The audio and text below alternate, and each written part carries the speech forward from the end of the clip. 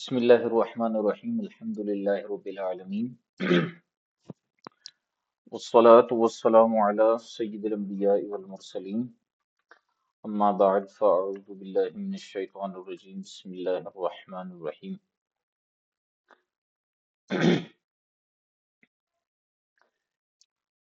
کل ہم نے جو ہے وہ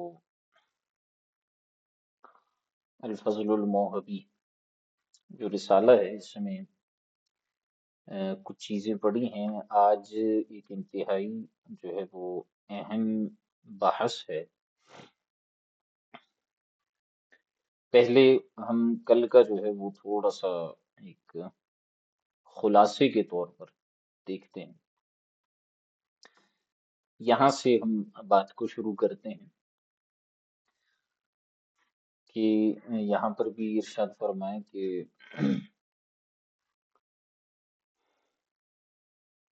تو آفتاب سے روشن تر وجہ پر ظاہر ہوا کہ کوئی حدیث بزعم خود مذہب امام کے خلاف پا کر بحکم اقوال مذکورہ امام دعویٰ کر دینا کہ مذہب امام اس کے مطابق ہے، دو امر پر موقوف ہے. اچھا، یہاں پہ میں ایک چیز سمجھانا ضروری سمجھتا ہوں. یہ دو امر پر موقوف ہونے سے پہلے ہم ایک چیز کو سمجھیں گے اور یہ نہایت ضروری ہے. سوال میں بھی جو بات گزری تھی وہ میں دوبارہ دہرانے کی کوشش کرتا ہوں، اور میں یہ چاہتا ہوں کہ یہ چیز آپ کے ذہن میں مکمل طور پر پختہ ہو جائے. سبق وہ ہوتا ہے کہ جب استاد اسے پڑھا لے تو طالب علم کے ذہن میں اس قدر پختہ ہو جائے کہ زندگی میں کبھی بھی جب بھی وہ ٹاپک اس کے سامنے آئے تو اسے کتاب کھولنے کی، دہرانے کی اور اس میں غور و فکر کرنے کی ضرورت پیش نہ آئے. ہمارے علماء جو کتابیں کھولتے ہیں نا، مثال کے طور پر کوئی مفتی بن جاتا ہے اور وہ پھر کئی سالوں کے بعد کوئی کتاب پڑھ رہا ہوتا ہے، بھائی بہار شریعت پڑھ رہا ہے، اس کا مطلب یہ نہیں ہوتا کہ وہ چیزیں بھول گیا ہے. وہ محض اپنے علم میں اضافے کے لیے کتاب پڑھ رہا ہوتا ہے، ورنہ جو اچھا عالم ہوتا ہے اس کے ذہن میں چیزیں پہلے سے موجود ہوتی ہیں.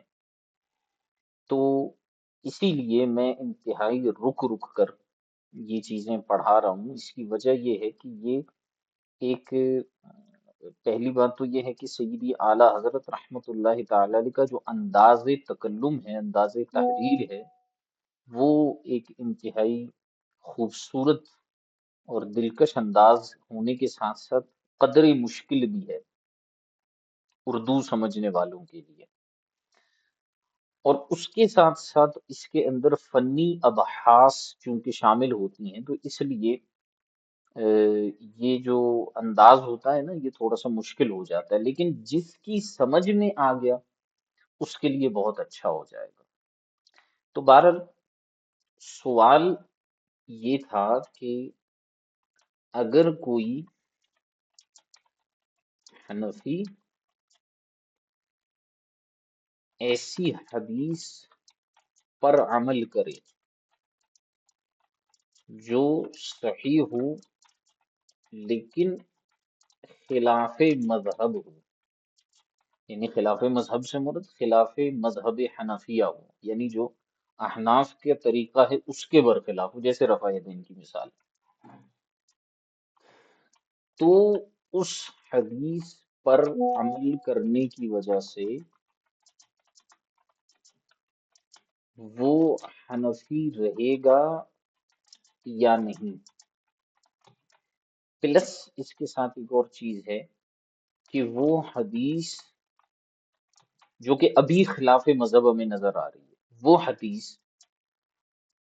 مذہب کے مطابق کہلائے گی یا نہیں.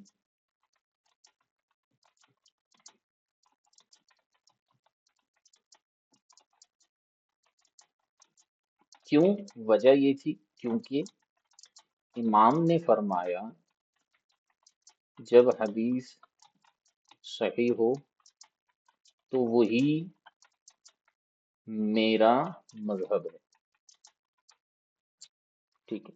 تو اگر کسی حنفی نے ایسی حدیث صحیح پر عمل کیا جو کہ ہے تو خلاف مذہب،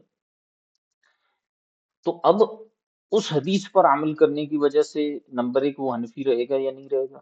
دوسری بات یہ ہے کہ وہ حدیث جو کہ خلاف مذہب ہے وہ مذہب کے مطابق کہلائے گی یا نہیں کہلائے گی، کیونکہ امام نے فرمایا کہ جب حدیث صحیح ہو تو وہی میرا مذہب ہے. اذا صح الحدیث فہو مذہبی. تو اب ذرا دیکھیے، میں خلاصے سے تھوڑا سا آپ کو آسان الفاظ میں سمجھانے کی کوشش کرتا ہوں. کہتے ہیں کہ پس معلوم ہوا کہ سوال میں مذکور امام صاحب کے قول کی بنا پر، یعنی امام صاحب کے قول کی وجہ سے کسی حدیث کے بارے میں یہ کہنا. دوبارہ اس عبارت کو دیکھیے، میں بالکل رک رک کر ٹھہر ٹھہر کر آپ کو سمجھانے کی کوشش کر رہا ہوں. پس معلوم ہوا کہ سوال میں مذکور امام صاحب کے قول، امام صاحب کا قول کون سا ہے؟ اذا صح الحدیث فہو مذہبی. اچھا، یہاں پر ایک اور چیز میں اور آپ کو ایڈ کر دوں. جب بھی کسی کلام کو آپ پڑھیں نا، کسی عبارت کو آپ پڑھیں، چاہے وہ اردو میں ہو یا عربی میں ہو، اور اس کے اندر اصطلاحات استعمال ہوں یا اس طرح کی چیزیں استعمال ہوں جو اس وقت ہمیں بظاہر سمجھ میں نہیں آ رہی، تو ہم رک جائیں گے اور ہم پیچھے جا کر دیکھیں گے کہ وہ چیز کیا بیان ہوئی ہے. جیسے کہ اس عبارت میں یہ مطالعے کا طریقہ آپ کو بتا رہا ہوں. یہ طریقہ آپ نے اپنا لیا نا، آپ کا مطالعہ میں کہتا ہوں کہ راکٹ کی رفتار سے جو ہے اوپر جائے گا اگر آپ نے یہ طریقہ اپنا لیا. اور اتنا زبردست مطالعہ آپ کا ہوگا کہ چیزیں آپ کو بھولیں گی نہیں. اب یہاں پر دیکھیے، میں دوبارہ اس کو عبارت کو پڑھ رہا ہوں کہ پس معلوم ہوا کہ سوال میں مذکور امام صاحب کے قول. امام صاحب کا قول کون سا؟ اب میں یہاں رکا، میں نے پیچھے جا کے دیکھا. امام صاحب کا قول ہے اذا صح الحدیث فہو مذہبی، جب حدیث صحیح ہو تو وہی میرا مذہب ہے. یہ میں نے جو ہے وہ بیان کیا.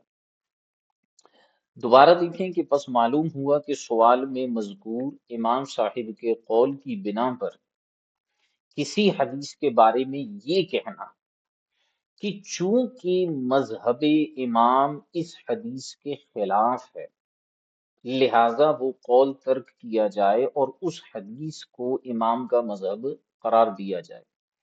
یہ کہنا دو چیزوں پر موقوف ہے، یعنی اس جملے کو، اس دعوے کو کرنے کے لیے آپ کو کیا کرنا پڑے گا؟ دو چیزیں لانی پڑیں گی. ٹھیک ہے. اب میں اس کو تھوڑا سا اس شکل میں دیتا ہوں کہ دیکھیں، مثال ہے رفع الیدین، بڑی تسلی کے ساتھ. سبق کہیں نہیں جا، سمجھنا سب سے زیادہ ضروری ہے. مذہب یا قول امام ہے ترک رفع الیدین. حدیث صحیح کہہ رہی ہے اس بات رفع الیدین. ٹھیک ہے. دیکھیں، مذہب ہے ترک رفع الیدین اور حدیث صحیح ہے اس بات رفع الیدین. لہذا اور قول امام ہے، یہ پیچھے گزرا ہے، دوبارہ لکھ لیتا ہوں. اذا صح الحدیث فہو مذہبی. بالکل آسان الفاظ میں. مثال ہے رفع الیدین، مذہب یا قول امام ہے ترک رفع الیدین نماز میں. حدیث صحیح کہتی ہے اس بات رفع الیدین. قول امام یہ ہے کہ جب حدیث صحیح ہو تو وہی میرا مذہب ہے. تو حدیث صحیح تو اس بات رفع الیدین ہے، تو کیا یہی امام کا مذہب ہے؟ اب دوبارہ سوال میں ہم یہاں پر آتے ہیں. پس معلوم ہوا کہ سوال میں مذکور امام صاحب کے قول کی بنا پر کسی حدیث کے بارے میں یہ کہنا، کسی حدیث کے بارے میں، کون سی حدیث کے بارے میں؟ اس بات رفع الیدین صحیح حدیث ہے، اس کے بارے میں یہ کہنا کس وجہ سے؟ قول امام کی وجہ سے. اذا صح الحدیث فہو مذہبی، اس قول کی وجہ سے کسی صحیح حدیث کے بارے میں یہ کہنا، کیا کہنا؟ کہ چونکہ مذہب امام اس حدیث کے خلاف ہے. دیکھیں مذہب امام کیا ہے؟ مذہب امام اس حدیث کے خلاف ہے، ترک رفع الیدین ہے. ٹھیک ہے، مذہب امام کیا ہے؟ ترک رفع الیدین ہے. لہٰذا کیا کہنا؟ دوبارہ دیکھیں، قول کی بنا پر کسی حدیث کے بارے میں یہ کہنا کہ چونکہ مذہب امام اس حدیث کے خلاف ہے لہٰذا وہ قول ترک کیا جائے. کون سا قول ترک کیا جائے؟ یہ والا، ترک رفع الیدین کا قول ترک کیا جائے. کیوں کیا جائے؟ کیونکہ صحیح حدیث کے خلاف ہے امام کا مذہب، لہٰذا مذہب امام کو چھوڑ دیا جائے، قول امام کو چھوڑ دیا جائے. وجہ کیا؟ کیونکہ حدیث صحیح قول امام کے خلاف ہے، یا قول امام حدیث صحیح کے خلاف ہے. اور امام نے یہ بھی فرمایا ہے کہ اذا صح الحدیث فہو مذہبی، لہٰذا قول امام یا مذہب امام کو چھوڑ دیا جائے. بالکل آسان ہو گیا آپ کے لیے. دوبارہ دیکھیں، پس معلوم ہوا کہ سوال میں مذکور امام صاحب کے قول کی بنا پر، امام صاحب کے قول کی بنا پر، دوبارہ بتا رہا ہوں، امام صاحب کے اس قول کی بنا پر، اذا صح الحدیث فہو مذہبی، اس کی بنا پر کسی حدیث کے بارے میں یہ کہنا. کون سی حدیث کے بارے میں؟ رفع الیدین کے حدیث کے بارے میں یہ کہنا. کیا کہنا؟ کہ چونکہ مذہب امام اس کے خلاف ہے، مذہب امام یہ ہے، ٹھیک ہے، مذہب امام یہ ہے، اس کے خلاف ہے، رفع الیدین کے ترک کرنے پر ہے.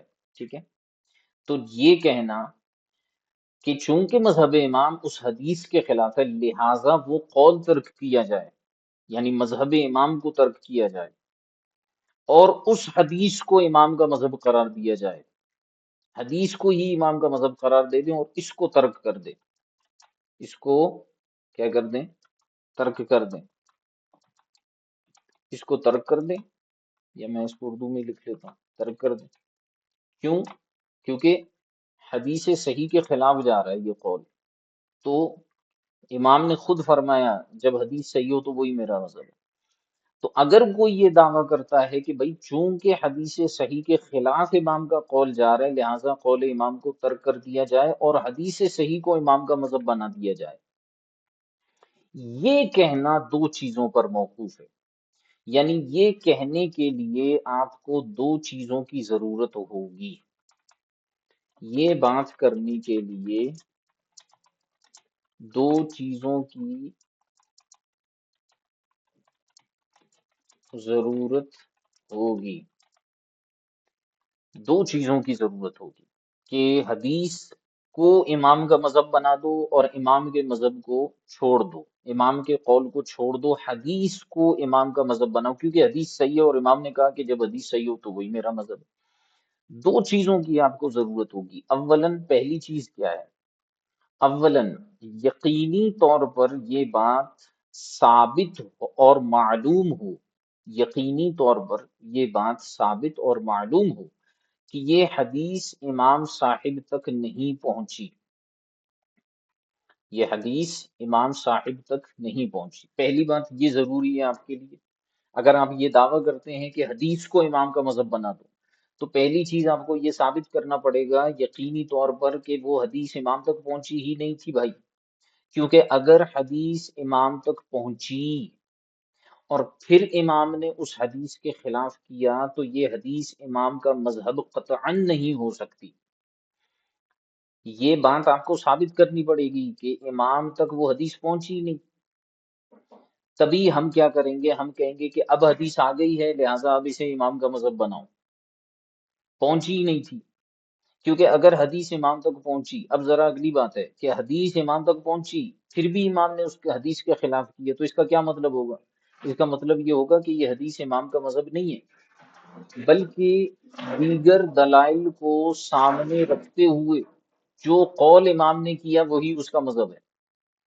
وہ حدیث امام کا مذہب نہیں ہے. امام تک پہنچی بھی ہے پھر بھی امام اس کے خلاف کر رہا ہے. بھائی نہیں پہنچی ہوتی تو کوئی بات تھی، لیکن پہنچی ہے پھر بھی امام اس کے خلاف کر رہا ہے، اس کا مطلب یہ ہے کہ وہ امام کا مذہب نہیں ہے، بلکہ دیگر دلائل کو سامنے رکھتے ہوئے جو قول امام نے کیا ہے وہی اس کا مذہب ہے. اسی وجہ سے علامہ زرقانی نے موطا امام مالک کی شرح میں یہ تصریح فرمائی کہ یہ بات ثابت ہو چکی کہ کسی حدیث کا مذہب مجتہد ہونا صرف اور صرف اس صورت میں ہے جبکہ یقین ہو کہ حدیث مجتہد کو نہ پہنچی تھی. ٹھیک ہے، ورنہ اگر اس بات کا احتمال ہو کہ مجتہد نے حدیث پا لی تھی اور اس کا محمل کچھ اور بیان کیا ہے تو وہ حدیث اس امام کا مذہب نہ ہوگی. تو اگر ہم یہ کہتے ہیں کہ بھائی اس حدیث کو یعنی رفع الیدین کے اس بات کو امام کا مذہب بنانا ہے تو پھر ہمیں یہ ثابت کرنا پڑے گا کہ یہ حدیث امام تک نہیں پہنچی تھی. اگر پہنچی ہوتی تو امام اس کو اپنا مذہب بنا لیتے. یا تو یہ ثابت کرو، اور ہمارے پاس فی الحال کوئی ایسی دلیل موجود نہیں ہے کہ اس بات رفع الیدین والی حدیث امام تک پہنچی نہیں تھی، بلکہ پہنچنے کی ہمارے پاس دلائل ہیں کہ امام تک یہ حدیث پہنچی تھی. تو امام نے پھر بھی اس کو اپنا مذہب نہیں بنایا، اس کا مطلب یہ ہے کہ امام کے پاس دیگر دلائل تھے. جب امام کے پاس دیگر دلائل تھے تو یہ حدیث امام کا مذہب نہیں ہو سکتی. اگرچہ صحیح ہے لیکن دیکھیں مذہب نہیں ہو سکتی. وجہ یہ ہے کہ امام نے اس کو ترک کیا، تو کسی دلیل کی وجہ سے ترک کیا ہوگا نا. جب کسی اور دلیل کی وجہ سے ترک کیا تو اس کا مطلب ہے یہ حدیث امام کا مذہب نہیں ہو سکتی. لہٰذا صرف یہ بات کہنا کافی نہیں ہوگا کہ اذا صح الحدیث فہو مذہبی، کہ جناب حدیث صحیح ہے تو وہی میرا مذہب ہے، بلکہ صح الحدیث فہو مذہبی کے اندر یہ بھی دیکھنا پڑے گا کہ وہ حدیث صحیح امام تک پہنچی پھر بھی امام نے اس کو نہیں لیا. اس کا مطلب یہ ہے کہ امام کے پاس اس سے زیادہ قوی دلیل موجود تھی. یہ ہے پہلی وجہ. تو آپ اگر اس حدیث کو امام کا مذہب بنانا چاہتے ہیں تو آپ کو پہلے یہ ثابت کرنا پڑے گا، سب سے پہلے یہ ثابت کرنا پڑے گا، سب سے پہلے یہ ثابت کرنا پڑے گا کہ حدیث امام تک پہنچی تھی، امام تک نہیں پہنچی تھی، تبھی امام نے اس کو اپنا مذہب نہیں بنایا. تو وہابیہ سے اگر ہماری گفتگو ہوتی ہے اور وہ کہتے ہیں کہ تمہارے امام نے اس حدیث کو اپنا مذہب کیوں نہیں بنایا، تو ہم کہیں گے کہ پہلے یہ ثابت کرو کہ یہ حدیث امام تک پہنچی ہی نہیں تھی. اب وہ جو ہے نا ایڑی چوٹی کا زور لگائے گا، لیکن قیامت تک وہ یہ ثابت نہیں کر سکے گا کسی حدیث کے بارے میں کہ یہ حدیث جو ہے نا امام تک نہیں پہنچی تھی. کیونکہ جو امام اعظم ابو حنیفہ رحمۃ اللہ تعالی علیہ کی سیرت لکھنے والے ہیں وہ کہتے ہیں کہ امام اعظم اس درجے کے محدث تھے کہ جن کو لاکھوں لاکھ احادیث مبارکہ جو ہیں وہ یاد تھی، اور کئی لاکھ احادیث مبارکہ کا نچوڑ بیان کرتے ہوئے انہوں نے مسند امام اعظم میں احادیث کو بیان کیا. وہ بڑے پائے کے محدث تھے. لہٰذا کوئی وہابی جو ہے وہ ایڑی چوٹی کا زور لگائے وہ یہ چیز ثابت نہیں کر سکتا کہ وہ حدیث امام تک نہیں پہنچی تھی. لیکن اگر پہنچی ہے، اگر یہ ثابت کر دیتے ہیں اور پہنچی ہے پھر بھی اسے نہیں اپنایا تو اس کا مطلب ہے کہ اس سے قوی دلیل امام کے پاس ہے. لیکن اگر وہ حدیث امام تک پہنچی ہے پھر بھی اس پر عمل نہ کیا تو مطلب کیا نکلے گا؟ مطلب یہ ہوگا کہ امام کے پاس کوئی اور قوی دلیل موجود تھی، قوی دلیل موجود تھی. ٹھیک ہو گیا؟ یہ ہو گئی پہلی بات. تو دیکھیں، اولاً یقینی طور پر یہ ثابت اور معلوم ہو کہ یہ حدیث امام صاحب تک نہیں پہنچی تھی، کیونکہ اگر حدیث امام تک پہنچی اور پھر امام نے اس حدیث کے خلاف کیا تو یہ حدیث امام کا مذہب قطعاً نہیں ہو سکتی، بلکہ دوسرے دلائل کو سامنے رکھتے ہوئے جو قول امام نے کیا وہی اس کا مذہب ہے. اسی وجہ سے علامہ زرقانی نے موطا امام مالک کی شرح میں تصریح فرمائی یہ بات ثابت ہو چکی کہ کسی حدیث کا مذہب مجتہد ہونا صرف اس صورت میں جبکہ یقین ہو کہ حدیث مجتہد کو نہ پہنچی تھی.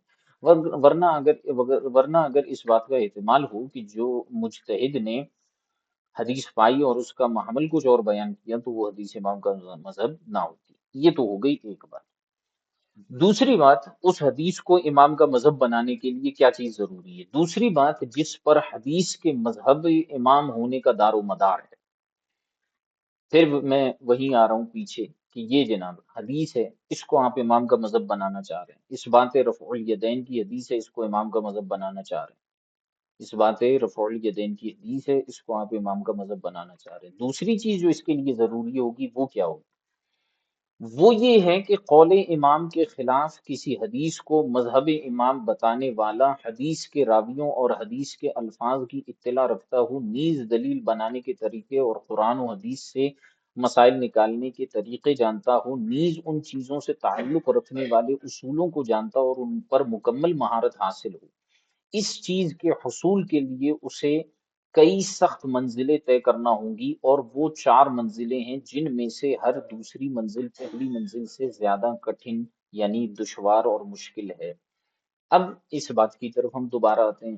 یہی میں نے مثال دی کہ بھئی اثبات رفع الیدین والی حدیث کو اگر کوئی کہتا ہے کہ یہ احناف کا مذہب ہونا چاہیے، تو اس کو ایک کام تو یہ کرنا پڑے گا جو ہم نے پیچھے بیان کی کہ امام تک نہ پہنچی ہو، یہ ثابت کرے۔ اگر وہ یہ نہیں کر سکتا تو پھر وہ اپنی خیر منائے۔ دوسری بات یہ ہے، اب ذرا سمجھیے گا بات کو، کسی حدیث کو امام کا مذہب بنانے کے لیے دعویٰ کرنے والے کے اندر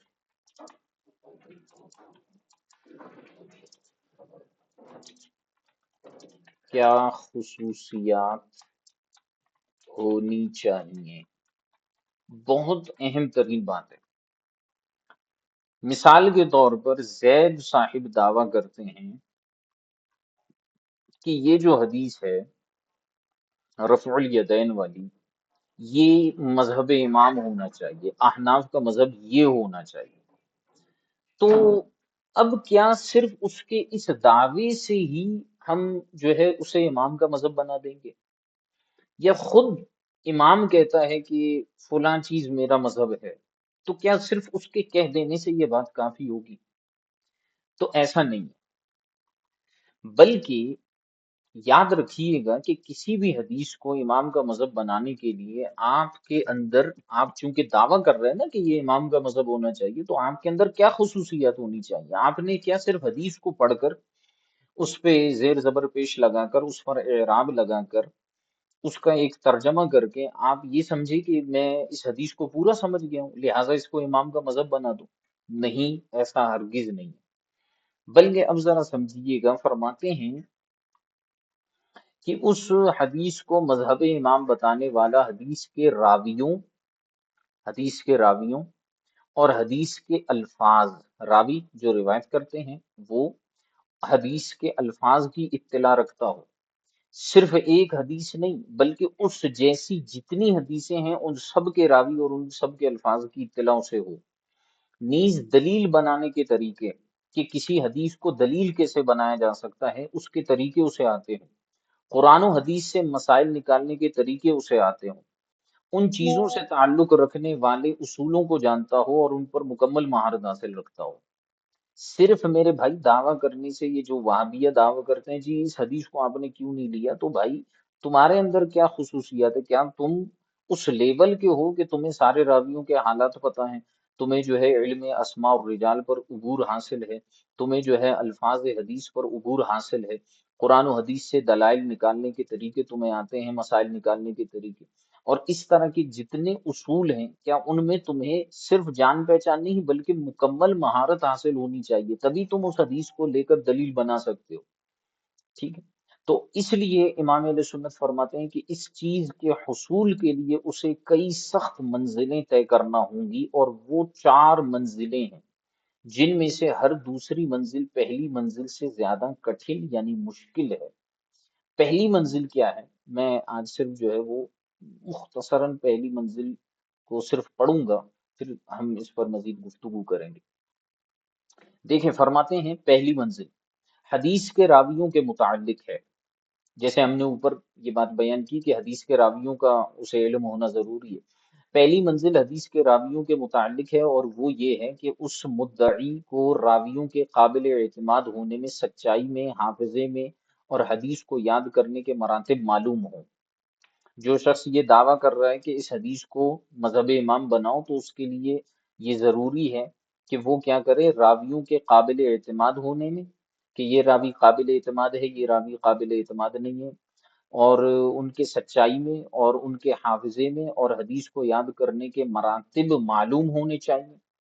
پھر یہ کہ ہر راوی کے بارے میں اسماء الرجال کے اماموں کے اقوال اسے معلوم ہوں، اور راوی میں طعن و اعتراض کی وجوہات اور راوی کے قابل اعتماد ہونے کے مراتب پتہ ہوں، اور جرح کہاں مقدم ہے اور تعدیل کہاں مقدم ہے، اور راوی میں طعن پر ابھارنے والی چیزیں کون سی ہیں، اور راوی کن چیزوں کی بنیاد پر لائق اعتماد ہوتا ہے، کہاں راوی نے تحقیق سے کام لیا اور کہاں سستی سے، یا راوی کو صحیح قرار دینے میں محدث نے کہاں تحقیق سے کام لیا اور کہاں نرمی برتی، ان تمام باتوں کا علم ہو۔ نیز خاص اس حدیث کے راوی کا مرتبہ صحیح ہے یا ضعیف ہونے میں کیا ہے وہ معلوم ہو، اس کے لیے اس راوی سے متعلق تمام اقوال معلوم ہوں، اس کے موافق ہوں یا اس کے مخالف، اور راویوں نے کہاں خطا کی اور کہاں انہیں وہم لائق ہوا، ان تمام باتوں پر اسے اطلاع ہونی چاہیے۔ حدیث کے راویوں کے نام، ان کے القاب، ان کی کنیتیں، ان کے نسب، نیز راویوں کو جن مختلف طریقوں سے تعبیر کیا جاتا ہے، جیسے حدیث میں تدلیس کرنے والے بزرگ، ان سب کا علم ہو، اور اگر کوئی راوی مبہم ہے یعنی پوشیدہ ہے، اس کی تعیین کی یہ کون ہے، اور بعض اوقات یوں ہوتا ہے کہ متعدد راویوں کے نام بھی ایک جیسے ہوتے ہیں اور ان کے باپوں کے نام بھی ایک جیسے ہوتے ہیں، یا یوں ہوتا ہے کہ نام لکھنے میں ایک جیسے ہوتے ہیں مگر پڑھنے میں مختلف ہوتے ہیں، جیسے مصور اور مصور۔ تو ایسی جگہوں میں ہر راوی کی تعیین ہو کہ یہاں کون سا راوی مراد ہے۔ راویوں کی ولادت و وفات کی جگہیں اور رہائش کے علاقے یعنی شہر، اور جن علاقوں کی طرف سفر کیا اور جن راویوں سے ملاقات ہوئی اور جن سے حدیثیں سنی، نیز اس راوی کے اساتذہ کون سے ہیں اور اس کے شاگرد کون سے ہیں، ان سب چیزوں پر مکمل اطلاع ہو۔ نیز حدیث کے لینے کے طریقے اور آگے بیان کرنے کے طریقے اور تدلیس، اور اس بات کا علم ہو کہ اگر راوی کا حافظہ آخری عمر میں متغیر ہو گیا تھا یعنی تبدیل ہو گیا تھا، حافظہ کمزور ہو گیا تو حافظے کے متغیر ہونے سے پہلے کن لوگوں نے اس راوی سے حدیثیں روایت کی ہیں اور بعد میں کن لوگوں نے روایت کی ہیں، اور وہ کون سے ہیں جنہوں نے دونوں حالتوں میں حدیث روایت کی۔ پہلی منزل میں بیان کردہ تمام چیزوں کا علم جسے علم ہو اور ان پر مہارت ہو۔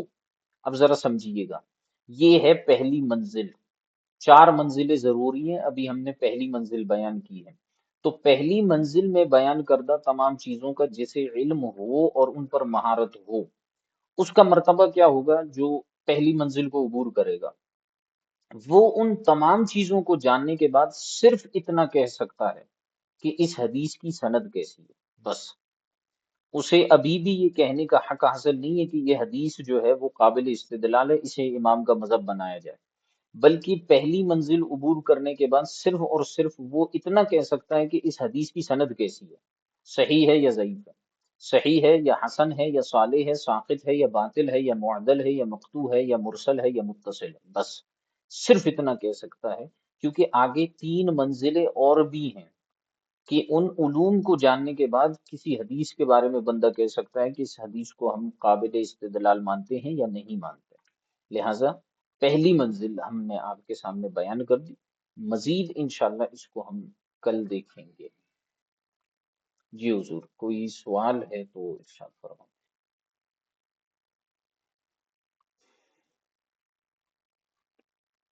کوئی چیز سمجھ میں نہ آئی ہو، کوئی سوال ہو؟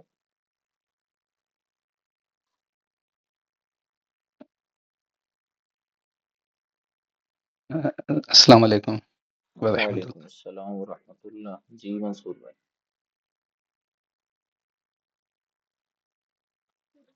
فرمائیں۔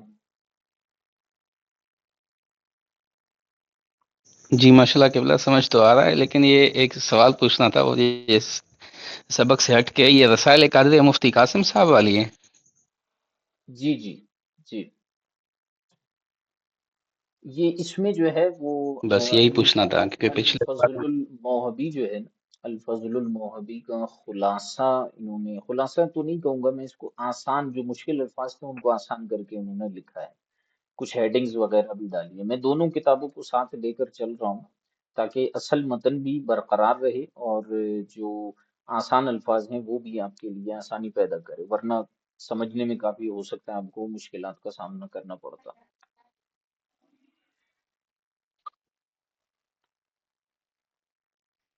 جی، جی جی ٹھیک ہو گیا قبلہ۔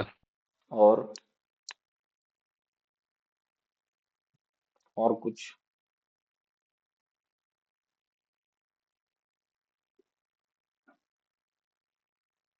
اور کچھ پوچھنا چاہیں گے؟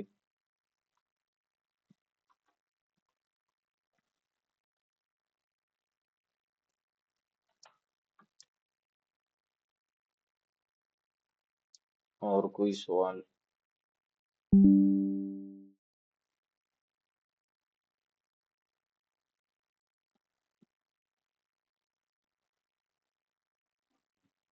کوئی سوال نہیں ہے؟ کوئی عبارت میں مشکل؟ ایک جلد ہے، ایک جلد ہے، اس میں کچھ جو ہے وہ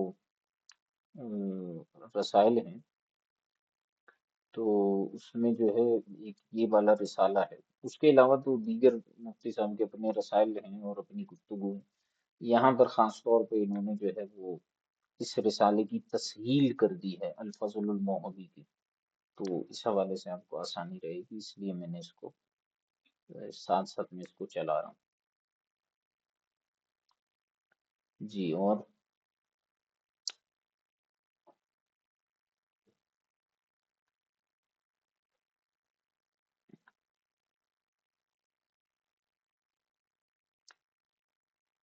کوئی سوال؟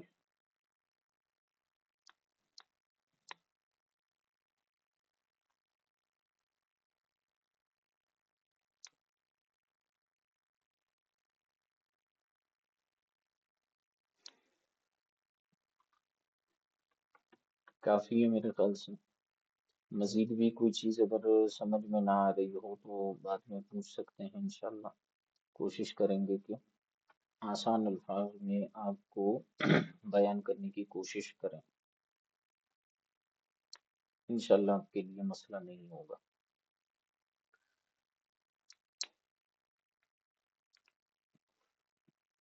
ٹھیک ہے جناب،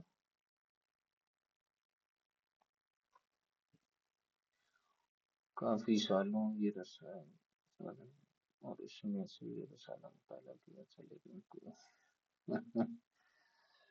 منصور بھائی آپ بھی اللہ کے ولی ہو، ہر چیز کا ایک وقت ہوتا ہے، اسی لیے ہم یہ کہتے ہیں کہ بندہ کتاب لے کے رکھ لے، بعض اوقات اسی وقت سمجھ میں نہیں آتا، یعنی طالب علم ہوتا ہے نا، وہ یہ سوچتا ہے کہ یار میں دورۃ الحدیث کے بعد کوئی کتاب خریدوں گا، تو یہ اس کی جو ہے وہ کم فہمی ہے، کیونکہ دورہ حدیث کے بعد مالی حالات اس طرح کے ہوں یا نہ ہوں، کافی آزمائش کی صورتحال پیش آتی ہے، تو اس لیے جب بھی موقع ملے کتاب لے کے رکھ لیں، کبھی نہ کبھی زندگی میں موقع مل جاتا ہے، ایسی صورتحال پیدا ہو جاتی ہے کہ آپ اس کتاب کو پڑھنے کے قابل ہو جاتے ہیں، بعد میں آپ کو اندازہ ہوتا ہے او ہو یہ کتاب تو میرے پاس موجود ہے، تو چلیں یہ بھی ایک اچھی بات ہے، وقت جو ہے وہ آ جاتا ہے، تو آپ کے لیے وقت آ گیا ماشاءاللہ سے، کتاب آپ کے پاس سالوں پہلے موجود تھی، اب آپ کو اچھا رسالے کا مطالعہ بھی آپ نے کیا ہوا تھا ماشاءاللہ سے۔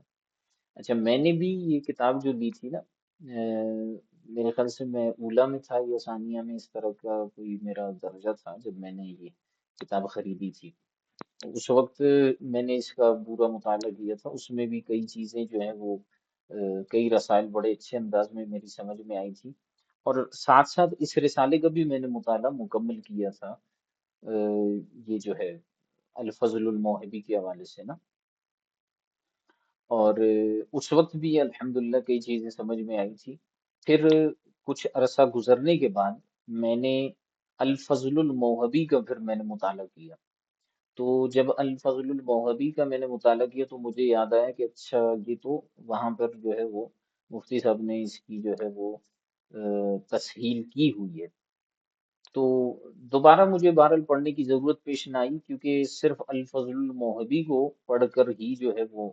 الحمدللہ چیزیں سمجھ میں آ گئی تھیں، اور چونکہ اس کے ساتھ ساتھ پھر میں نے جو ہے وہ حاجز البحرین اور دیگر جو اعلیٰ حضرت کے رسائل اسی ٹاپک پر ہیں وہ جب میں نے پڑھ لیے تھے تو میرے لیے یہ چیزیں کافی الحمدللہ کلیئر ہو گئی تھیں، اور یہ ہے کہ اب آپ کو بار بار پڑھانے کی وجہ سے مزید چیزیں آسان ہو رہی ہیں، تو یہ انسان کا جو ہے ایک سلسلہ ہوتا ہے سیکھنے کا، کہ ایک چیز کو بندہ تھوڑا سا سمجھتا ہے پھر آہستہ آہستہ کر کے چیزیں سمجھنا آسان ہو جاتی ہیں۔ اللہ پاک خیر فرمائے۔ جزاک اللہ، جزاک اللہ۔ ماشاء اللہ، چلے، اچھی بات ہے، لگے رہیں، کوشش کرتے رہیں، انشاءاللہ اور بھی چیزیں آپ کے لیے آسان ہوتی جائیں گی۔ یہ آپ نے ایک مرتبہ سمجھ لیا تو میرا انشاءاللہ انداز یہی ہوگا کہ یہ آپ کو ساری زندگی نہیں بھولے گا، کم از کم آپ کو جو اصل موضوع ہے، جو اصل بحث ہے نا، وہ کبھی آپ کے ذہن سے نہیں نکلے گا۔ الفاظ نکل سکتے ہیں، ترتیب نکل سکتی ہے، جو اصل موضوع ہوگا نا وہ کبھی بھی آپ کے ذہن سے نہیں نکلے گا انشاءاللہ الکریم۔ ٹھیک ہے حضور، چلے، جزاکم اللہ تعالی خیر کثیرا، ملتے ہیں انشاءاللہ کب مزید نئی باتوں کے ساتھ۔ السلام علیکم ورحمۃ اللہ تعالی وبرکاتہ۔